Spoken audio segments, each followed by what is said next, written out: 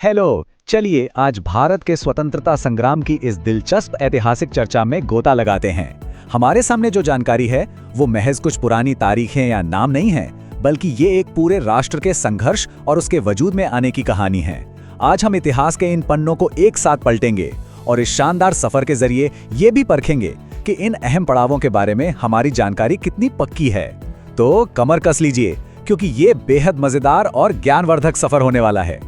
स्वराज मेरा जन्मसिद्ध अधिकार है। जरा सोचिए, ये सिर्फ एक नारा नहीं था, बल्कि उस दौर में पूरे देश के दिल की आवाज थी। इस चर्चा को शुरू करने के लिए आखिर इससे बेहतरीन और क्या हो सकता है।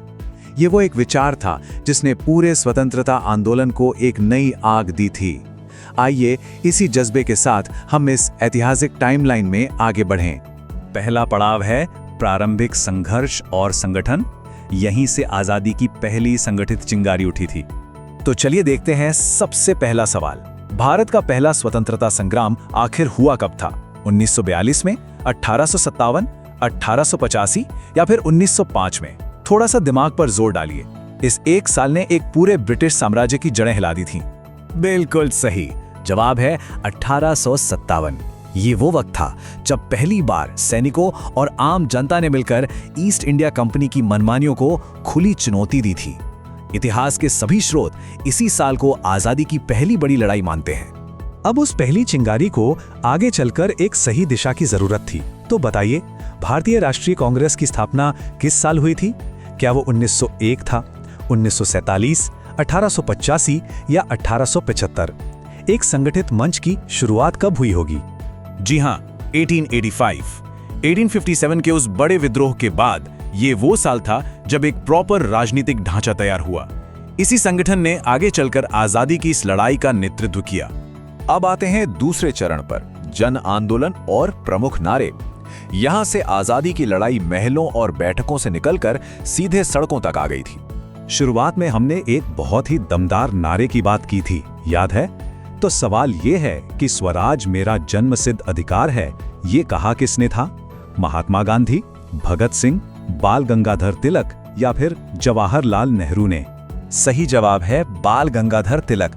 सच में एक अकेला वाक्य पूरे देश में कैसी आग लगा सकता है, ये इसका सबसे बड़ा सबूत है। इस एक नारे ने लाखों लोगों के अंदर अपने हक की अलख जगा दी थी। जन आंदोलनों के इस दौर में इतिहास के पन्नों पर कुछ बेहद दर्दनाक पल भी दर्ज हैं।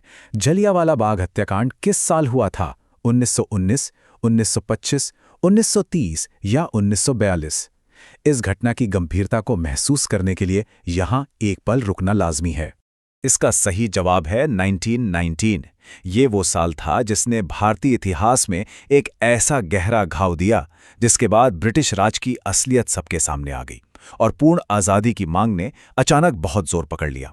चलिए अब बात करते हैं एक ऐसे आंदोलन की जिसने नमक जैसी आम और बुनियादी चीज को एक बड़ा हथियार बना दिया। महात्मा गांधी ने दांडी यात्रा कब शुरू की थी? 1915, 1920, 1930 या फिर 1947? और वो ऐतिहासिक साल था 1930। नमक पर लगे टैक्स के खिलाफ ये मार्च सीधे सीधे ब्रिटिश इकोनॉमी और उनके कंट्रोल पर एक बहुत बड़ा वॉर था। इस सविनय अवज्ञा आंदोलन ने पूरे देश को एक साथ खड़ा कर दिया था। अगर हम इस पूरी टाइमलाइन को एक साथ देखें ना, तो 1857 की वो पहली चिंगारी, फिर 1885 में कांग्रेस का बनना, 1919 का वो दुखद जलियांवाला बाग और 1930 की दांडी यात्रा, एक के बाद एक इन सारी घटनाओं ने मिलकर आजादी की एक मजबूत इमारत खड़ी कर दी।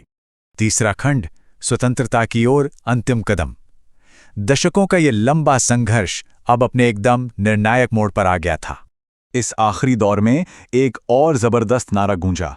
करो या मरो का नारा आखिर किस आंदोलन में दिया गया था? असहयोग आंदोलन, सविनय अवज्ञा, भारत छोड़ो या खिलाफत आंदोलन?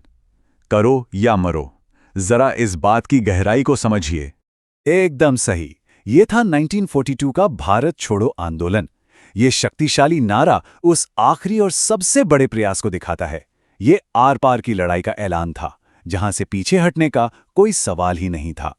अब आते हैं हमारे आखिरी खंड पर, स्वतंत्रता और गणतंत्र की स्थापना। मंजिल अब आ ही गई थी। अब एक बड़ा ही दिलचस्प सवाल, जहां अक्सर थोड़ी कंफ्यूजन हो जाती है। भारत को स्वतंत्रता आखिर कब मिली और हमारे संविधान कब लागू हुआ, दोनों ही राष्ट्र के निर्माण में बहुत बड़े माइलस्टोन हैं। देखिए, इन दोनों तारीखों का फर्क समझना बहुत जरूरी है। 15 अगस्त 1947 को हमें आज़ादी मिली, हम आज़ाद हुए। लेकिन 26 जनवरी 1950 को जब हमारा संविधान लागू हुआ, तब जाकर देश असल मायनों में एक संप्रभु गणतंत्र बना, जिसे अपना खुद का कानूनी ढांचा मिला। आज़ादी मिल गई, संविधान भी बन गया, लेकिन इस पूरे देश को दिशा किसने दी? भारत के पहले प्रधानमंत्री कौन थे और संविधान सभा के अध्यक्ष कौन थे? एक नए राष्ट्र की नींव रखने वाले इन नेताओं को पहचानना हमारी इस चर्चा का आखिरी पड़ाव है।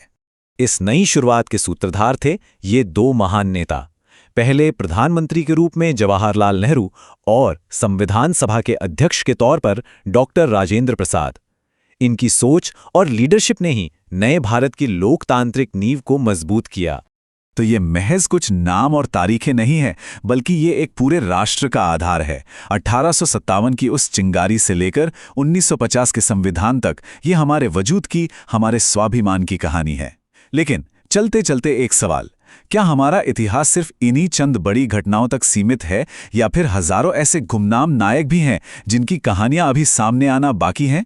इस पर जरूर गौर कीजिएगा। आज की इस चर्चा में शामिल होने के लिए बहुत बहुत शुक्रिया।